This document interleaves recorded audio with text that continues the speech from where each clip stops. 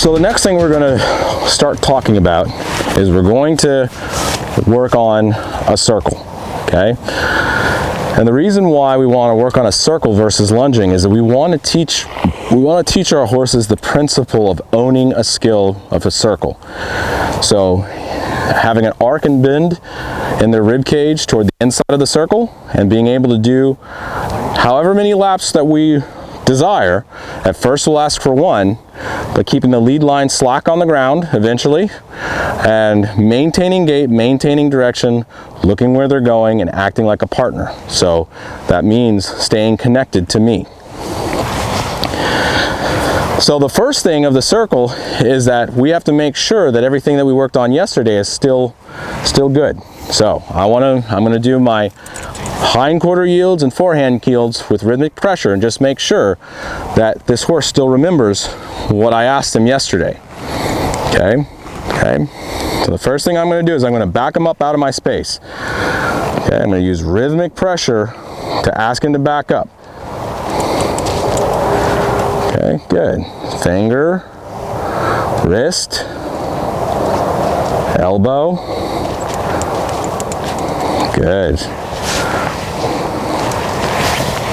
Okay, now if I want him to go to the left, I'm going to bring my energy up. I'm going to start to look to the left, and I'll step my hip out of the way, opening up this door to my left. Okay, if he doesn't go, I'll lead him to the left. Next, I'll lift my stick, swing my stick, and then touch him with my string. Okay, did he go on a circle? Yes, he did. He tried to go on a circle by taking 1 step to his right. Okay, we're going to try that again. Energy up, look toward the direction that I want to go. I'm opening up my hip. Okay, I'm leading him in the direction, lifting my stick, swinging, and then I touch my horse on the shoulder. Okay, good. Do it again. Repeat the process. Energy up. Look, lead, lift, swing, touch. Okay. Energy up. Look, lead, lift, swing, touch. Good. Energy up.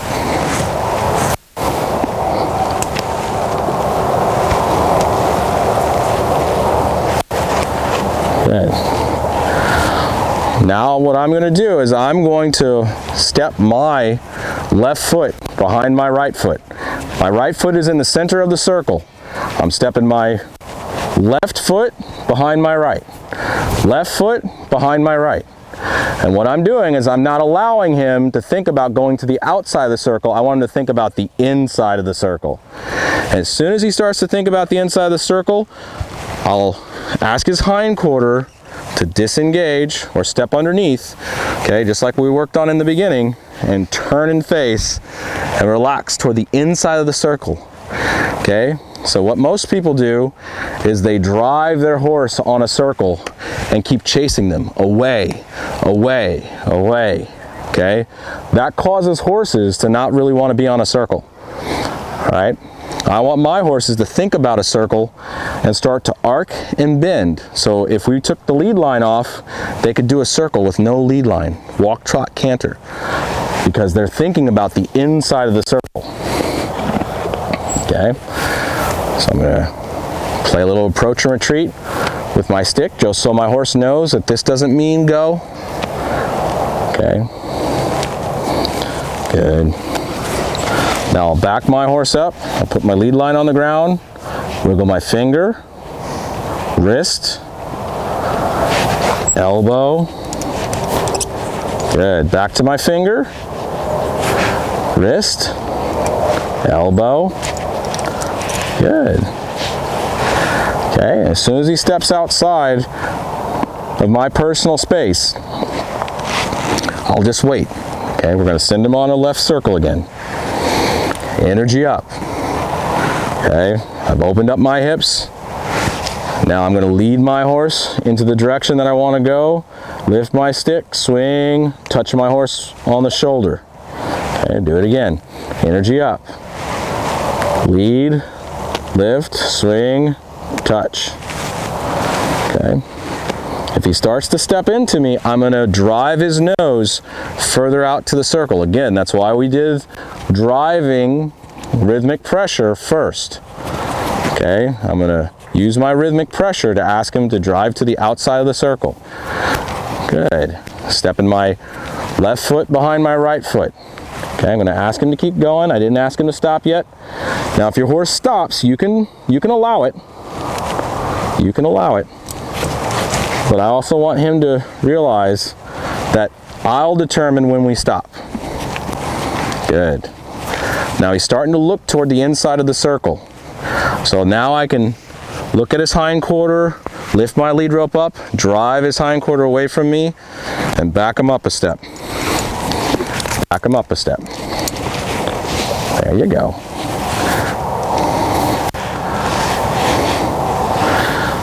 All right.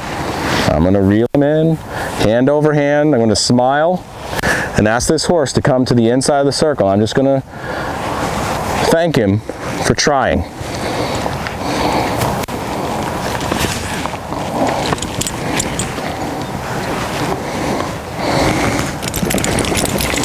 Okay. We're going to do it one more time this direction. All we need is a walk right now. I'm not interested in trotting. Okay, all we need is to ask this horse to walk. We need to make sure he understands the foundation at a slow speed, so that when we ask for faster speeds, okay, he can do it with a better quality, higher quality of circling. Okay, step my left foot back. Good. See if he can start to think about the inside of the circle, not the outside. If he tries to pull away, I'll just lift my lead line up and ask him not to pull away. Don't look to the outside. Good. Don't look to the outside of the circle. Good. Don't look to the outside of the circle. Good. Okay. Now I'll look at his hind quarter, ask him to disengage. Don't rub on me. Okay. He can rub on me one day, but until he gets more respectful, I'm going to ask him not to rub on me. Okay.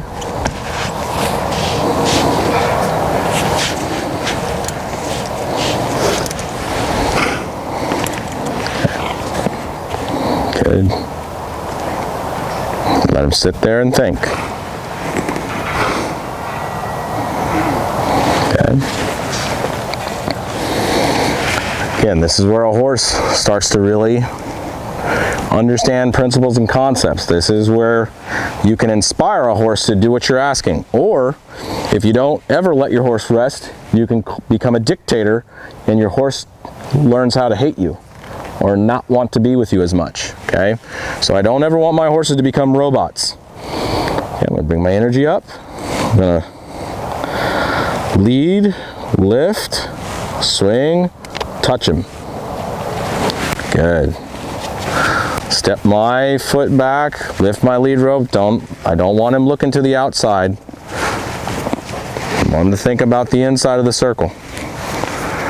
Good.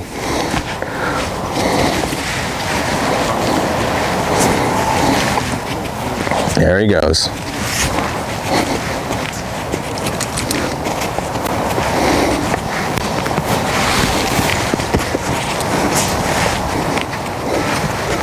Okay, I'm just going to wait till there. He's looking to the inside of the circle. Then I'll ask him to disengage and turn and face. Look at me. So that the inside of the circle is the most important thing. Okay, I'll just back him up. I can use my hand to ask him to back out of my personal space so I'm not in his blind spot. Okay. That's with my finger, wrist, elbow. Good. Okay. And we will start to progress that each day with his understanding of circling, transitions, and eventually change of direction.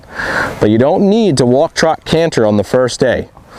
If you understand that the quality of the circle is more important than the speed of the circle, the horse is going to be able to learn by using sequencing how to own a circle. And when I say own a circle, that means that they mentally understand how to go on a circle without a lead line, okay, without you even needing a stick and string. They understand because you've changed their psychology and they've literally formed new neurotransmitters to understand what a circle actually is. He's out at the end of my lead line. I'm going to ask him to circle. So I want him to pay attention. So I just bump that lead line and ask him for 2 eyes and 2 ears. Now he's looking at me and his ears are asking a question. What are we going to do next? So I'm going to bring my energy up, open up my hips, put a 4-beat gait in my body, lead him to the left, lift my stick, swing my stick, then touch my horse. Good. I'm going to do it again. Energy up, stack my spine, open up my left hip, lead my horse, swing my stick, touch my horse on the shoulder. Okay? And I'm going to just do this over again until he thinks about going. So you see, I didn't have to whip him. I didn't smack and beat on him. I just went over those steps over and over again until he chose not to stand there. And the sequence of those phases is going to teach him that he can go on a circle as soon as I lift my finger up. Now I'm just going to see if this horse can figure out this puzzle. He stepped in his lead line, so I'm going to drift with him. I'm not going to pull on him, I'm just going to drift with him until he figures out. Don't run away from pressure. Don't be a prey animal. This isn't going to kill you. Don't run away. So I let him figure that out so that he learns not to panic. Okay? And we're going to work more with ropes later. Okay? So I want him to know that he needs to figure out these puzzles and he doesn't have to panic because something's on his legs. And if I was in a situation where I had a longer rope, I would actually ask him to lead up to me using that rope. Lead that front foot up to me. Okay, we're going to do it again. Energy up. Lead my lead rope to the left, lift my stick, swing it once. Now touch my horse on the shoulder. Okay, ask him to go. Okay, I'm going to take my left foot and step it around my right foot until he starts to circle around me and put a little bit of arc and bend into the circle. Good. 1 lap is enough for me to see him arc and bend. Okay, and what I'm talking about an arc and bend is I want to see his body start to make a circle around me. Okay, so the body will look like his nose and neck are starting to arc around the circle. Okay, versus looking to the outside or not paying attention to me. Okay, his body's going to take the same arc as the circle is. Okay, I'm going to ask him to back up out of my personal space. He's already getting a little bit lighter. Now I want his hind quarter to be straight. So I'm going to look at his hind quarter and I'm going to drive it from further away. Okay, before we were right there at his hind quarter. Now I'm driving it from further away to see if he can align that hind quarter straighter with my belly button. Okay, I shouldn't be able to see body parts to the left or to the right when I look at him straight. I should basically see a horse in a straight line in front of me. Okay, I'm going to ask him to circle again.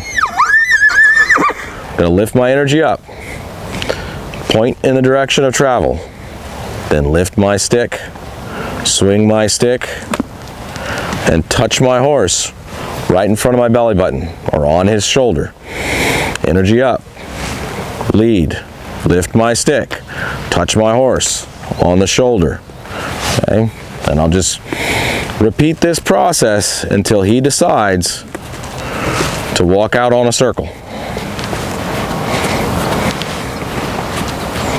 Good.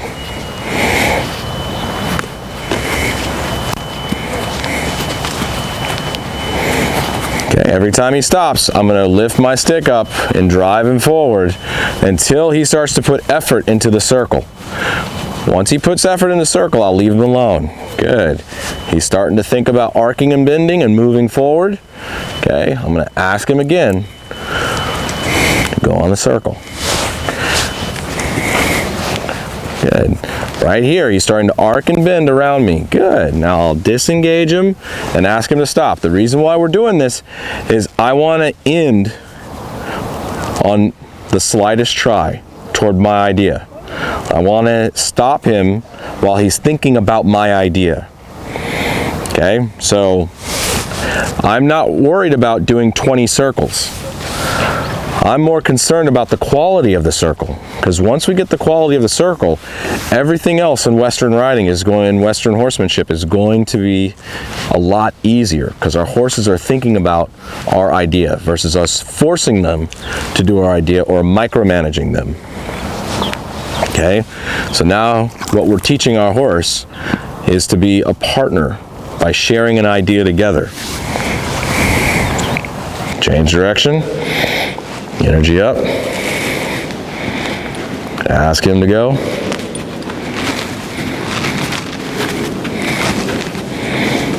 Good.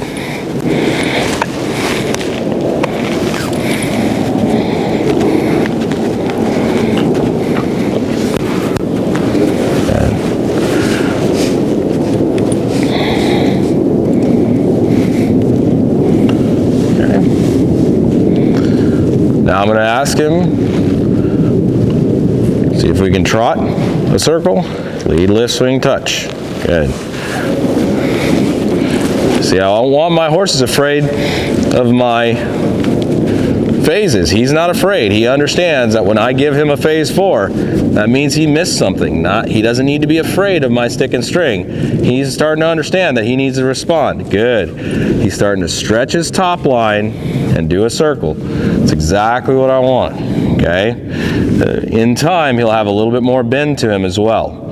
Okay. But I want him thinking about the inside of the circle, not looking to the outside or trying to pull away or put his head up in the air. This relaxes horses, teaches them relaxation, teaches them bend and responsibility on the circle. Okay, if I want to push him further out, I'll just drive his forehand away. If I want him to arc and bend, I'll just drive his hip a little bit. Good. Energy up, lead, lift, swing, touch if I need to. Okay. If he breaks gait, I'll just lift my leader up again, keep the trot in my body. Good. And when I find a good space, I'm going to walk in my body, then ask him to arc and bend with his hind quarter. Good. Don't forget to arc and bend, buddy. Okay. Look at his hip. Turn. Disengage. Okay. He's got to move his hip. Move his hip. There you go. So I was ready for him, okay, to rear up, and I blocked him because I knew that he was just getting stuck mentally in his head of not moving his hip. So I said, don't come on top of me, move your hip. Okay, no big deal. Okay, I'm not upset with him, I'm not mad at him. It's just, he misunderstood the communication. That's okay, it happens. He's just a horse, he's just a baby horse. I'm not gonna criticize him for being a baby, but I am gonna correct him. I will correct him for making a mistake. Good. Now I'll walk in my body. 1, 2, 3, 4. Push him out a little bit. Say, hey, don't get so close. 1, 2, 3, 4. I'll lift my lead rope up and ask him to slow down. Okay, he doesn't have to stop. He just needs to slow down. Good. So now I'm going to play a little bit with changes of direction and see if he can learn how to change direction. Okay. Ask for a trot. Attaboy. I'll have that right there. He started to look to the inside at the trot to the right. So He hasn't done that very much to the right, is trot and look to the inside, arc and bend. He offered it, so I released. Now, even though I want to start working on changes of direction, I'm also going to keep a mental tally of what area does he need to improve on. He needed to improve on arcing and bending to the right, particularly at a trot. So if my goal is to change direction, but they offer something that they haven't done before, I'm going to release, and then I can always start over again and ask for the change of direction. Okay, so now I'm going to ask him to back up. He can bite on that rope, I don't care. We'll make plenty more ropes. Okay, energy up, lift my stick, good. Smart horse, he sees it coming. Trotting my body, how about you? Attaboy. I'm going to need you to arc and bend. There you go. Good. Going to ask him, just go back on a circle. I know he's a little bit fresh. Again, these horses haven't been turned out very much, so he wants to play. So I need to balance his play drive with leadership and responsibility. So I'm going to say, hey, you can play, but we're going to play together. So drive his hip with my lead rope or my stick and say, you can play, but we're going to play together. And I'm asking you to trot a circle. Good. Good. A little bit of arc and bend. Good. Energy down. Ask him to turn face, disengage, and rest. So again, I'm not criticizing him for playing, but I'm also setting strong boundaries. He can't turn his hip and try to kick me. He can't try to run me over. But what he can do is he can be exuberant in the maneuver that I'm asking him for. This is also going to help him, okay, relax and have some respect when I start to play Accept the Human on him. Okay, I want him mentally ready to be there with me. Okay, I don't want him to have all this excess pent-up energy. I want to use his mind and his body. Okay, so it's not just about lunging him. We're not lunging at all, we're circling. Okay, but I am also getting a little bit of his mind, body. Okay, change direction, go the other way. Good. Good. I'm going to walk in my body. 1, 2, 3, 4. Good. Keep him walking. I don't want him to stop walking when my energy's up. Okay. I'm thinking 1, 2, 3, 4. 1, 2, 3, 4. If he stops, I'm going to lead lift and ask him to keep walking. Good.